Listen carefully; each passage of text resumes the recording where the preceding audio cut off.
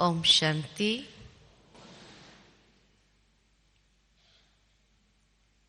बाबा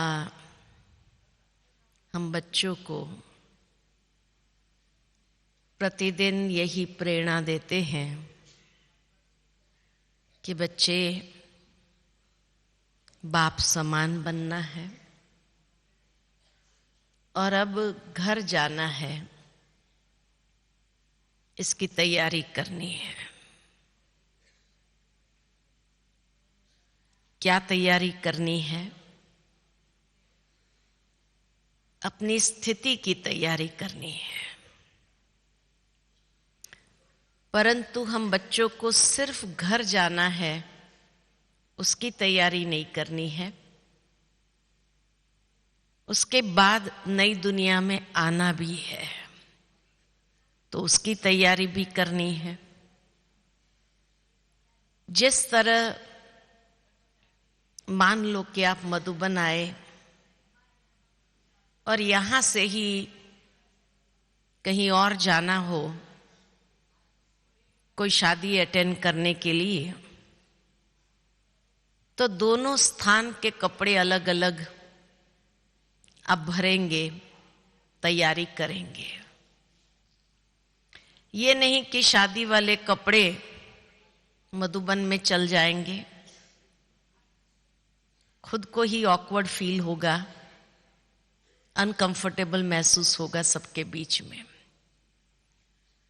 और ये भी नहीं कि मधुबन के जो सफेद वस्त्र है वो शादी में चल जाएंगे। एक ही है, क्या फर्क पड़ता है? नहीं, दोनों प्रसंग अलग अलग है, स्थान अलग अलग है, तो उसकी तैयारी भी अलग अलग ही होती है। ठीक इसी तरह बाबा हमें कहते हैं बच्चे घर जाना है तो घर जाने की तैयारी अलग होती है, और वहां से सतयुग में नई दुनिया में आना है तो नई दुनिया की तैयारी सजे सजाए स्वरूप में, तो वो तैयारी अपनी होती है। घर जाने की तैयारी में क्या करेंगे? तो उसका आधार जो बताया कि एक तो प्राम वृत्ति, बेहद की वैराग्य वृत्ति और साक्षीपन का भाव। भावार्थ यही कि घर जाने के लिए जैसे कि राज ऋषि बनने की आवश्यकता है, संपूर्ण अपने कर्मेंद्रिय के ऊपर राज्य भी हो, अधिकार भी हो, सूक्ष्म इंद्रियां, स्थूल इंद्रियां अपने कंट्रोल में हो, और जितना हो सके उतना डिटैच्ड स्थिति में हो। ऋषि माना ही त्यागी, वैरागी, न्यारेपन की स्थिति। और राज्य अधिकारी में कर्मेंद्रिय का प्रयोग हम प्रेम से करते हैं तो व्यवहार में, संबंधों में प्यारे भी रहे और न्यारे भी रहे। जितना ये न्यारापन, प्यारापन का बैलेंस हम मेंटेन कर सकते हैं, संबंध में आते हुए, व्यवहार में आते हुए, लगाव मुक्त, डिटैच्ड। जैसे बाबा हमेशा कहते हैं कि जैसे जैसे कोई चीज तैयार होती जाती है, हलवा तैयार होता जाता है, तो किनारे को छोड़ना चालू करता है। ठीक इसी तरह वर्तमान समय के हिसाब से कि आज का टॉपिक जो है वो बहुत ही उपयुक्त है, क्योंकि समय का आगाज हम सभी को हो रहा है कि अब जो समय आ रहा है, विश्व के अंदर भी ये हर एक स्वीकार करने लगा है कि अब तीसरा विश्व युद्ध बहुत नजदीक है। साथ ही साथ प्रकृति भी जिस तरह से असंतुलित हो रही है, तो ये असंतुलन ही अनेक प्रकार के विनाश के दृश्य को जैसे मनुष्य को महसूस करा रहा है। और ये हर एक स्वीकार करने लगा है कि बहुत बड़े पैमाने पर उथल पुथल होनी है, स्वाभाविक है। और इसलिए समय को देखते हुए अब धीरे धीरे अंतर्मुखी होना, भीतर अपने आप को समेटते जाना बहुत जरूरी है। बाबा ने भी कई साल पहले समेटना आरंभ कर दिया था। मुझे याद आता है कि जब हम पहली बार बाबा से मिलने आए थे हिस्ट्री हॉल में, जब ओम शांति भवन नहीं था, मेडिटेशन हॉल नहीं था, जो पुराने हैं बाबा के वो सभी जानते हैं, हिस्ट्री हॉल में बाबा मिलता था। कितना छोटा सा ग्रुप होता था, लेकिन उसमें भी अगर 100 आ गए तो जैसे बहुत आ गए, बहुत आ गए, है ना। और एक एक व्यक्ति को बाबा कितना समय देता था, कितने वरदानों से भरपूर करता था। लेकिन धीरे धीरे जैसे जैसे बच्चे बढ़ते गए, वृद्धि को प्राप्त होते गए, मेडिटेशन हॉल बना, तो बाबा ने इंडिविजुअल मुलाकात को समेट करके परिवार परिवार मिलना आरंभ कर दिया। पूरे परिवार को इकट्ठा एक साथ में धीरे धीरे वो भी समेटते गए बाबा। सेंटर वाइज मिलना शुरू किया बाबा ने। ओम शांति भवन बना तो सेंटर वाइज, फिर धीरे धीरे पूरा एक सब जोन इकट्ठा मिलता था। सब जोन वाइज बाबा मिलते गए और धीरे धीरे फिर बाबा जोन वाइज एक एक जोन को मिलता। तो बाबा ने समय प्रति समय समेटा और बच्चों को तैयार किया कि अब ये मुलाकात से भी ऊपर उठो और इस मुलाकात में भी अपने आप को अलबेला मत करो कि अभी भी बाबा तो मिल रहा है। बाबा का इशारा था, स्थिति को अव्यक्त बनाते चलो। धीरे धीरे जैसे वृद्धि होती गई, नीचे डायमंड हॉल में बाबा जैसे आने लगे,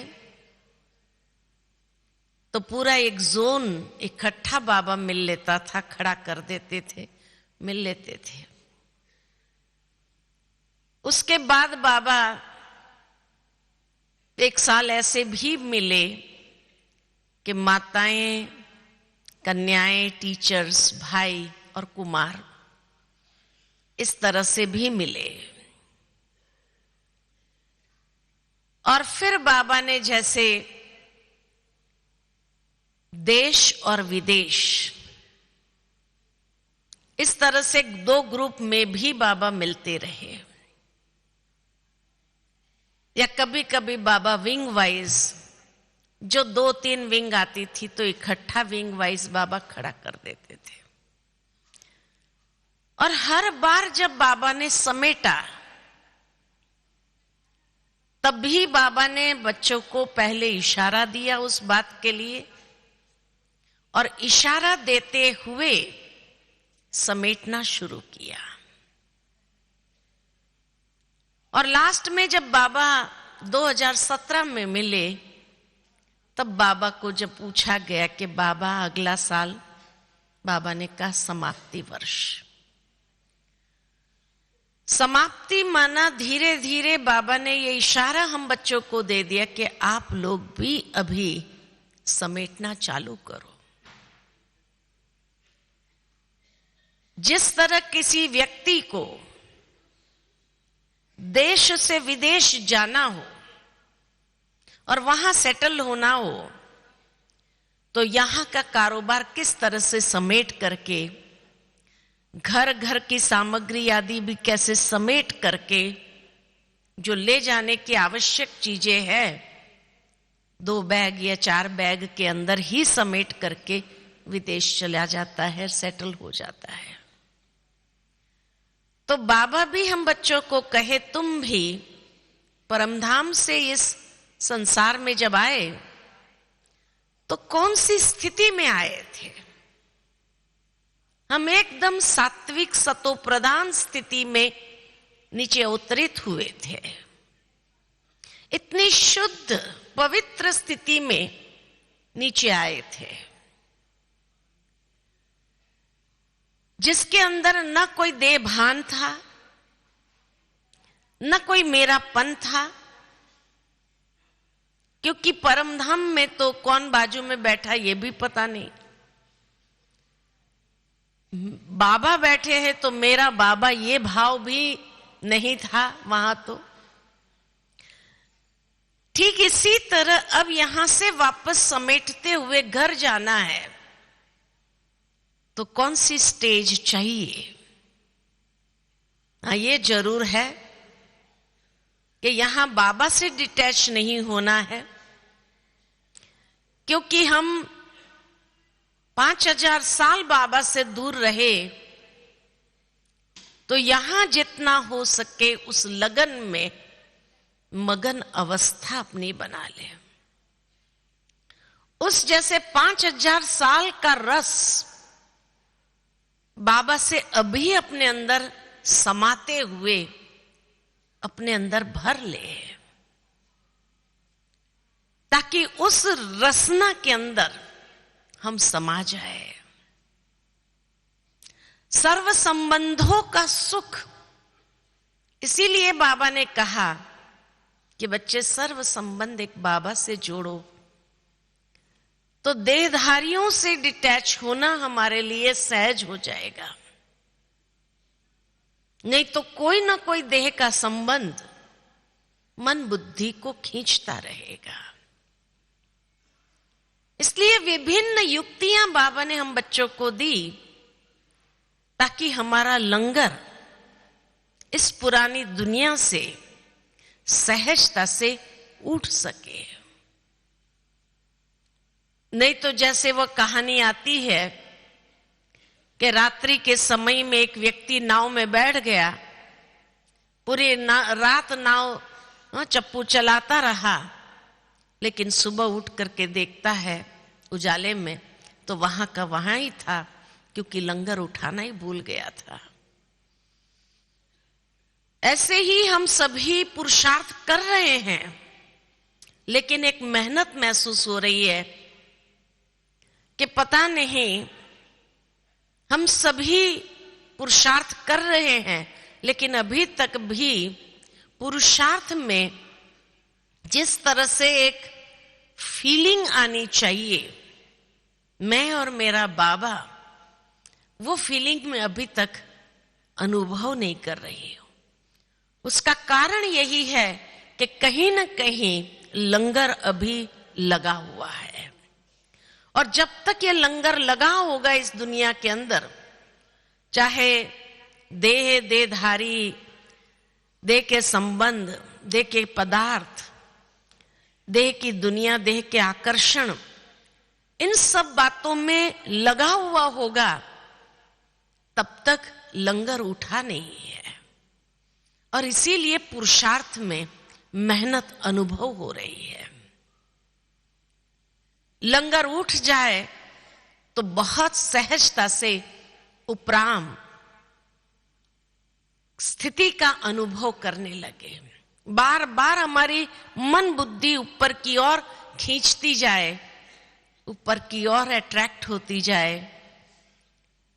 कर्म करते हुए भी सहजता से मन बुद्धि ऊपर की ओर बाबा के पास अपने आप को अनुभव करे। जिस तरह से कई बार बाबा की मुरलियां हम सुनते हैं आशिक और माशुक की, कि आशिक किस तरह से एक माशुक की याद में, लगन में सहजता से रहते हैं। इतना प्यार अंदर में समाया हुआ हो, जो हर कर्म करते, हर कदम उठाते हुए पहले बाबा की याद आए, और बाबा करा रहा है, बाबा साथ है, ये फीलिंग हमेशा अंदर में बनी रहे। तो इसीलिए कहा कि उपराम स्थिति, ये उपराम स्थिति का ही यादगार द्वापर युग के जो ऋषि मुनि हो गए कि उन्होंने साधना ऐसी की, गुफा में बैठ करके इतना बाह्य दुनिया से डिटैच हो जाते थे, और तब कोई ना कोई सिद्धि अपने अंदर अनुभव करते थे। और सिद्धि भी कैसी, तो कोई धरनी से ऊपर उठ जाते थे, ऐसे ऋषि मुनि भी हो गए। कोई आग से चले जाते थे, कोई पानी के ऊपर से चले जाते थे, ऐसी सिद्धि अनुभव करते थे। और बाबा हम बच्चों को कहते हैं, तुम भी बच्चे ऐसे ऋषि हो, इतनी एक की लगन में मगन स्थिति है, जो तुम भी अब धरनी से ऊपर उठ जाते हो। भावार्थ यही कि देह भान की, जैसे पिछली टर्न की मुरली में बाबा ने कहा कि एक है देह अभिमान और एक है देह भान, तो देह भान की मिट्टी से सहजता से ऊपर या फरिश्ता स्थिति का अनुभव करना, अव्यक्त स्थिति का अनुभव करना, इतना बुद्धि बार बार चाहे सूक्ष्म वतन की ओर चाहे परमधाम की ओर बार बार चली जाए, तब धरनी से ऊपर उस सिद्धि को हम भी अनुभव कर सकेंगे। दूसरी, जैसे कहा आग के ऊपर से चले जाना, तो बाबा कहे तुम बच्चे भी ऐसे ऋषि हो जो आग से भी पार हो सकते हैं, फिर भी आग आपको छू नहीं सकती है। और वो कौन सी आग है? विकारों की आग। हम बच्चों को कभी छू न सके, ऐसी हमारी पावरफुल स्थिति हो कि चारों ओर चाहे कितनी भी आग लगी हुई हो, लोग ऐसे हो, वाइब्रेशन ऐसे हो, लेकिन वो वाइब्रेशन हमारी स्थिति को स्पर्श तक न करे, ऐसी आग से हम पार हो जाते हैं। तो दुनिया को तो बाबा हमेशा कहते, बच्चे ये दुनिया तो है ही अभी अति में विकारों की आग में जल रही है। बाहर दुनिया के समाचार भी ऐसे सुनते हैं कि कितनी विकृति की आग लगी हुई है, और वो विकृति की आग हम बच्चों के मन, बुद्धि और स्थिति को स्पर्श न कर सके, ऐसे ऋषि है हम। और तीसरा, जैसे कहा जाता पानी पर से चले गए ऐसे ऋषि। तो पानी पर चलने वाले ऋषि कौन है? पानी माना बहाव, कोई भी प्रकार का बहाव, दुनिया के आकर्षणों का बहाव मेरी बुद्धि को प्रभावित न कर सके, ऐसे आकर्षण में खींच न सके। साधन जरूर है बाबा के दिए हुए, लेकिन वो साधन में आसक्ति ना हो, उस बहाव में बह न जाना। तो बाबा कहे ऐसा बहाव से भी परे। कोई भी प्रकृति तत्व या कोई भी आकर्षण इस दुनिया का मेरी बुद्धि को बहा कर ले न जाए कि बस उसके सिवाय और कुछ मेरी बुद्धि में रहे नहीं, ऐसी स्थिति ना हो। क्योंकि बाबा कहते हैं कि अंतिम समय तक ये साधन तो आपकी सेवा में रहेंगे, लेकिन उसमें चेक ये करते रहना है कि कहीं बहाव में तो नहीं आ गए। तो इसलिए ये तीनों से पार करने वाले ऋषि, ऐसी उपरामता अपने अंदर हमें बनानी है। क्योंकि घर जाने के लिए ये प्रथम स्टेज है कि जब ऐसी उपरामता हम अपने अंदर ले आए। दूसरी बाबा जैसे कहे कि बच्चे हर दृश्य को साक्षी दृष्टा होकर के देखना है। दृष्टा जो बनता है वो दृष्टांत बन करके जाता है, दूसरों के लिए भी उसके कर्म दृष्टांत बन जाते हैं। दृष्टा माना न्यारा होकर के देखना और देखते हुए सकाश देना। वो स्थिति परिस्थिति व्यक्ति जो भी हो, तो न्यारा होकर के जब देखेंगे उतना ही हम अपने शक्ति की सकाश देते हुए उसको मदद कर सकेंगे। क्योंकि बाबा कहते हैं अंत तक हमें सबके बीच में ही रहना है, हमें कोई यहां से भाग कर जाना नहीं है। भले हम अपनी अंतर्मुक्ता की गुफा में जरूर रहे, लेकिन फिर भी रहना तो सबके बीच में ही है। तोड़ निभाना भी है और लगाव में भी नहीं आना है, ये बैलेंस जरूर बना के रखना है। तो इसीलिए साक्षी दृष्टा माना हर दृश्य को किस तरह से हम देखते हैं, नॉलेज की दृष्टि के आधार से हर दृश्य को देखो। साथ ही बाबा कहते हैं त्रिकालदर्शी स्थिति में स्थित होकर के आदि मध्य अंत के रूप से उसको देखो, या पास्ट प्रेजेंट फ्यूचर के रीति से तीनों काल को देखते हुए उस दृश्य को देखो, या करन करावनहार बाबा करा रहा है, मैं निमित्त हूं, इस भाव से देखो। साक्षी दृष्टा उसको कहेंगे कि जब उस भाव को हम जागृत करते हैं, कर भी रहे हैं, लेकिन निमित्त भाव कराने वाला बाबा है, करन करावनहार बाबा है। तो उस भाव को जितना इमर्ज रूप में रखते हैं, इमर्ज रखते हुए हम कर्म में आते हैं, उतना बाबा की मदद का अनुभव हर पल करते रहते हैं।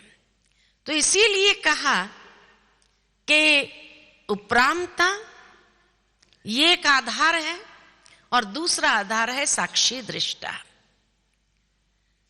वही व्यक्ति कर्म करते हुए उसका हर कर्म जैसे दृष्टांत बन जाता दूसरों को फॉलो करने के लिए। बाबा भी कहीं कोठरी में जाकर बैठ गए, जैसे दुनिया के अंदर कई ऋषि ऐसे आपको मिलेंगे, कई साधु महात्मा ऐसे मिलेंगे, बहुत दूर हिमालय में जाकर के बैठ गए, तपस्या कर रहे हैं, कोई संबंध नहीं, और फिर उन्होंने सिद्धि प्राप्त किया।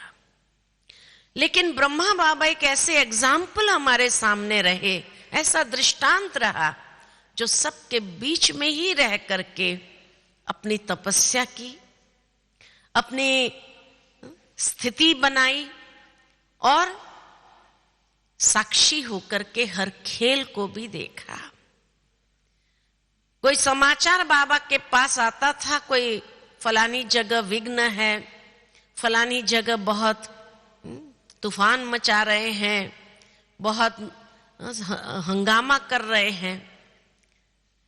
मुझे याद आता कि एक बार बड़ी दादी जी ने कुछ कहीं पर मेला ऑर्गेनाइज किया था, और उस मेले में कुछ लोग आकर के बहुत हल्ला किया, बहुत हंगामा किया, और बाबा को जब समाचार भेजा कि बाबा ऐसे ऐसे लोग आए, बहुत हंगामा किया, बहुत हल्ला मचाया, बाबा ने एक ही शब्द में लिख दिया, बच्चे ड्रामा। ड्रामा के अंदर वो भी अपना पार्ट एक्यूरेट बजा रहे हैं। कोई अगर विलन का पार्ट होगा तो वो भी एक्यूरेट बजा रहा है। विलन के बिना तो आप हीरो हो ही नहीं सकते हैं। विलन का पार्ट बजाने वाला विलन बजाता है तभी तो आप हीरो बन सकते हैं। तो हमें फाइनल करना है कि हमें कौन सा पार्ट इस अंतिम समय में बजाना है, विलन का या हीरो का। मुझे कौन सा पार्ट बजाना है? हा? अगर कोई विलन का पार्ट बजा रहा है तो आप ये सोचो कि वो मुझे इशारा दे रहा है कि आप हीरो बनो अभी। हा? तो परेशान क्यों होते हैं? और हीरो बन करके आप अपने स्थिति को ऐसा बनाओ और ऐसा पार्ट बजाओ।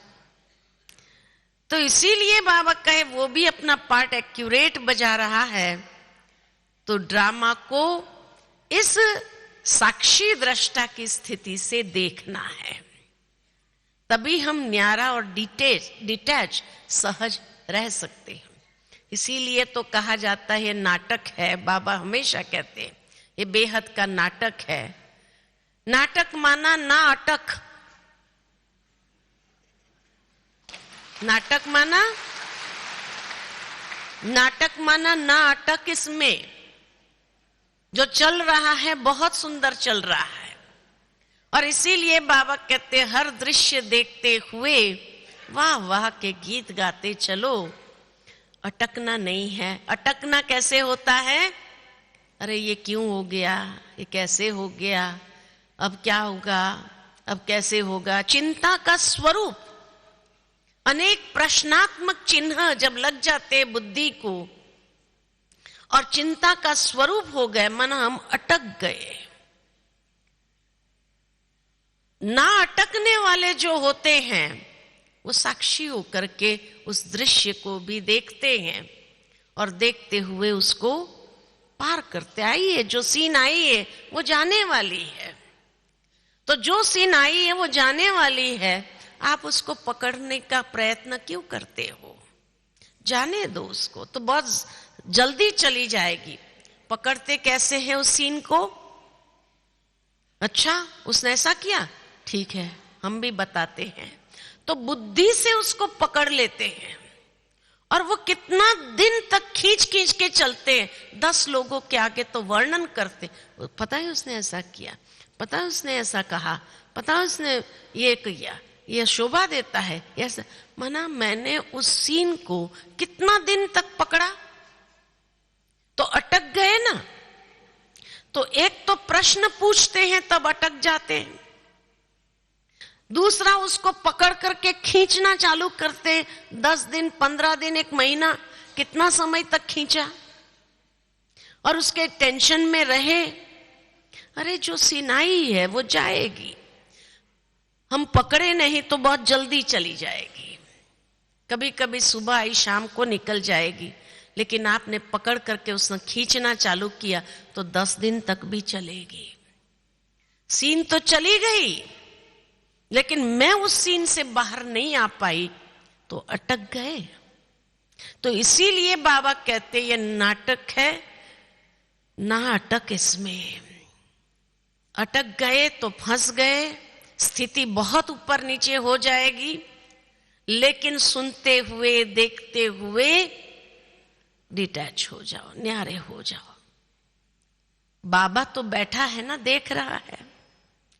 इंसान कोई भी प्रकार की कमेंट दे, कोई भी प्रकार की बात बनाए, लेकिन ये तो होना ही है, ये भी एक परीक्षा है ना।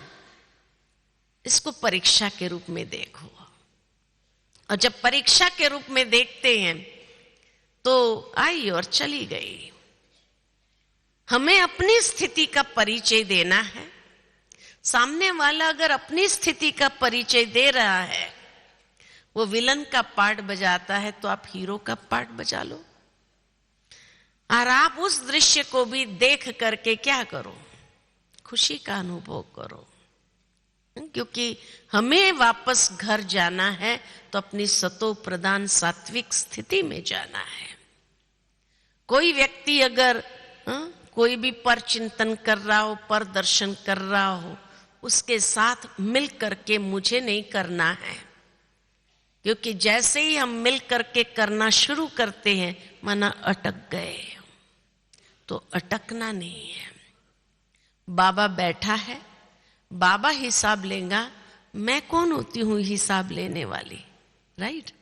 तो इसीलिए कहा अटकना नहीं है।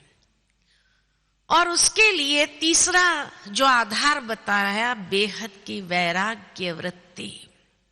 क्योंकि हमारी यही बेहद की वैराग्य वृत्ति समय को समीप ले आएगी। बाबा कहते हैं समय को समीप लाने वाले भी आप हो, क्योंकि विनाश की ज्वाला को प्रज्वलित करने वाले भी हम हैं। तो जब हम हैं तो हमें अपनी स्थिति कैसी बनानी है, बेहद की वैराग्य वृत्ति।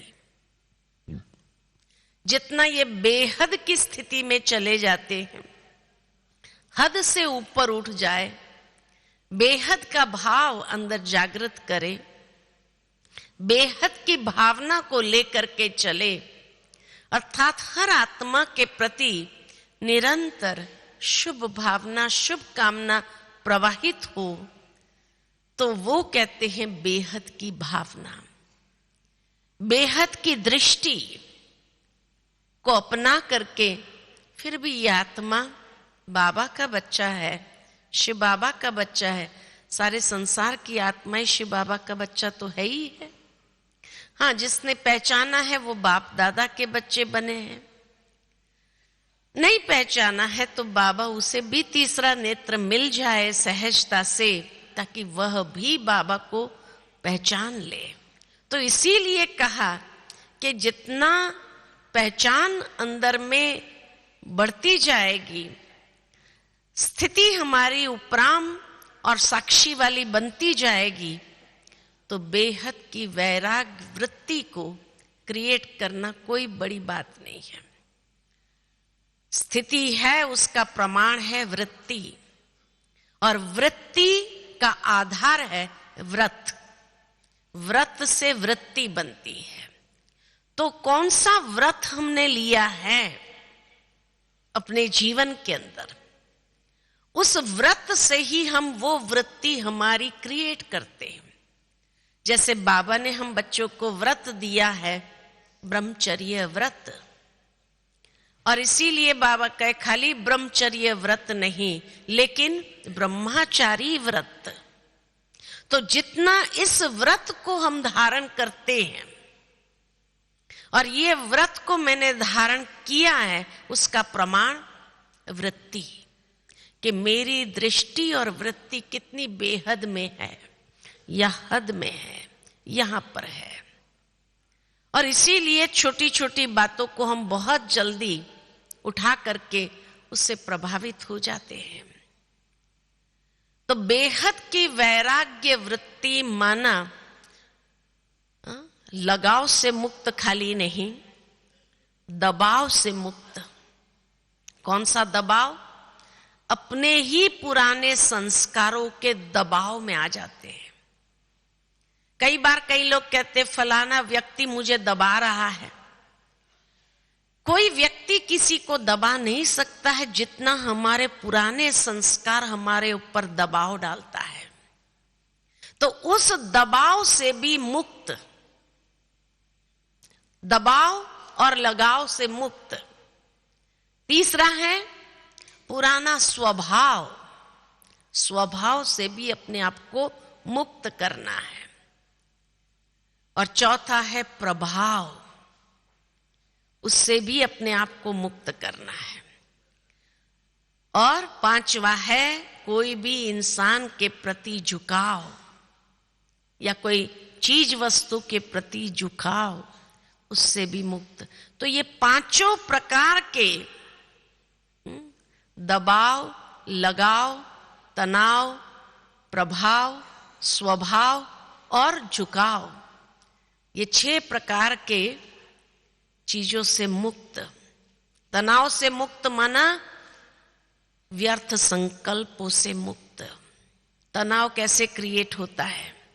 व्यर्थ या नेगेटिव संकल्पों से। तो तनाव से भी मुक्त, दबाव से मुक्त, लगाव से मुक्त, प्रभाव से मुक्त। पुराना स्वभाव, जो बाबा कई बार कहते हैं नेचर, मेरी नेचर ऐसी है, मैं क्या करूं। तो नेचर से भी मुक्त, क्योंकि हमारी अनादि नेचर कौन सी है? उस अनादि नेचर में अपने आप को स्थित कर देना है। और जब इन सब बातों से मुक्त हो जाते हैं तब हमारी ओरिजिनल स्टेज में हम स्थित हो गए। जो परमधाम की स्टेज है, सात्विक सतो प्रधान स्टेज, उस स्टेज में हम सहजता से आ गए। और उसके बाद की तैयारी है नई दुनिया में जाने की, सुखधाम में जाने की। वो तैयारी कैसे करनी है?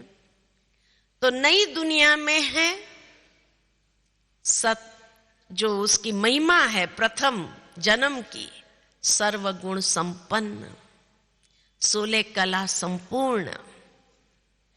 तो सर्वगुण संपन्न बने हैं, पता कैसे चलेगा?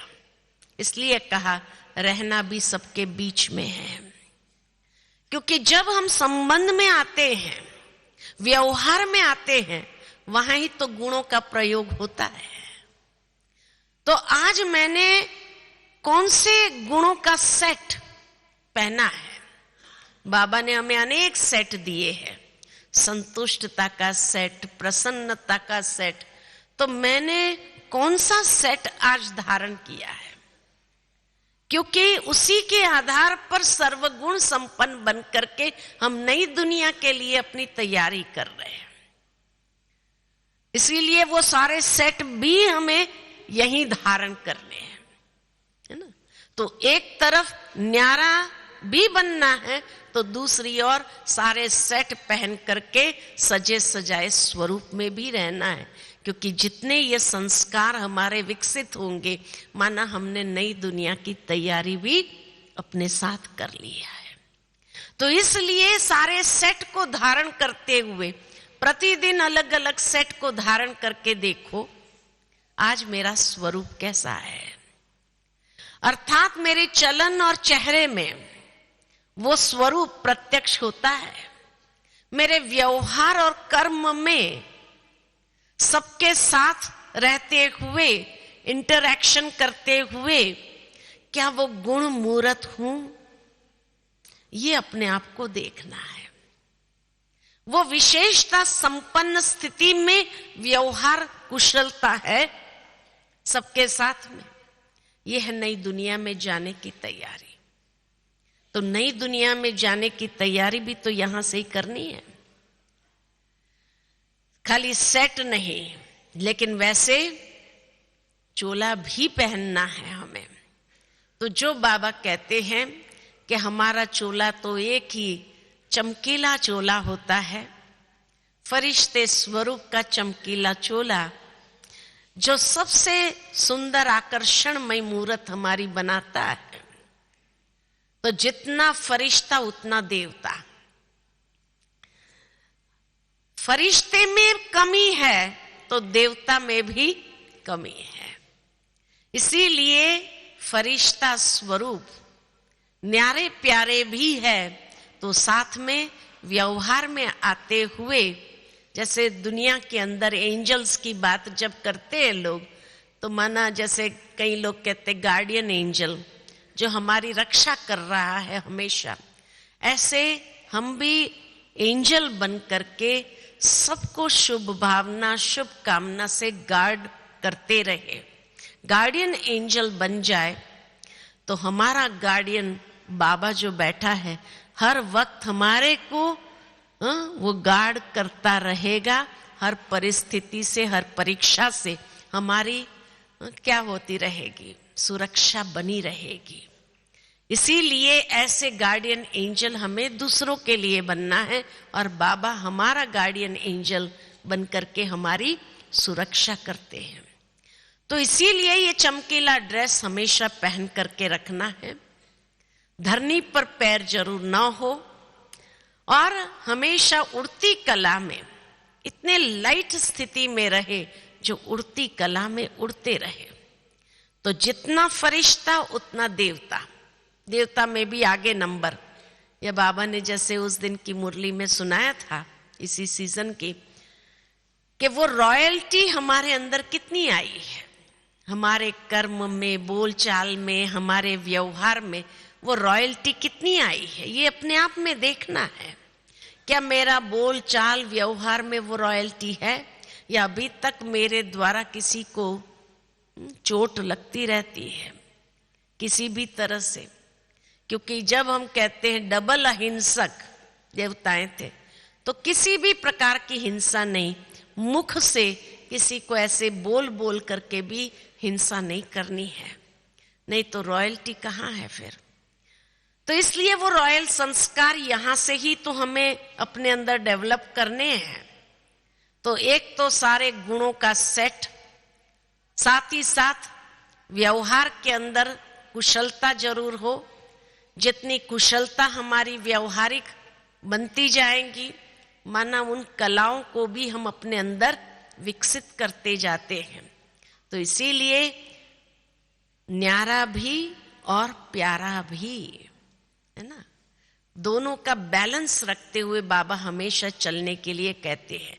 राज भी, ऋषि भी, तो परमधाम की स्थिति भी, तो नई सतयुगी दुनिया की स्थिति भी, दोनों स्थिति यहां से ही हमें धारण करनी है। और धारण करते हुए अपनी संपन्नता की स्टेज, यानी बाप समान स्टेज हमें अपनी बनानी है। तो हर कर्म करते हुए हम अपने आप से ये चेक करें, पूछे, क्या बाप समान स्टेज है मेरी? और जहां कहीं कमी महसूस हो तो उसको पूरा करना है। हमारे दृष्टि, वृत्ति, हर चीज में वो रॉयल्टी अभी से अपने अंदर विकसित करनी है। जितनी रॉयल्टी है बोल चाल में, कर्म में, व्यवहार में, दृष्टि में, वृत्ति में, उतनी रॉयल संस्कारों को विकसित करने के कारण हम नई दुनिया के अंदर भी उस स्टेज में जरूर आएंगे।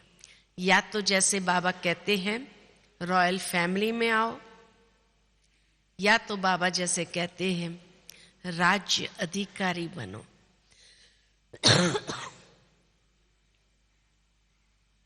तो उस स्वरूप को हमें इमर्ज करते जाना है।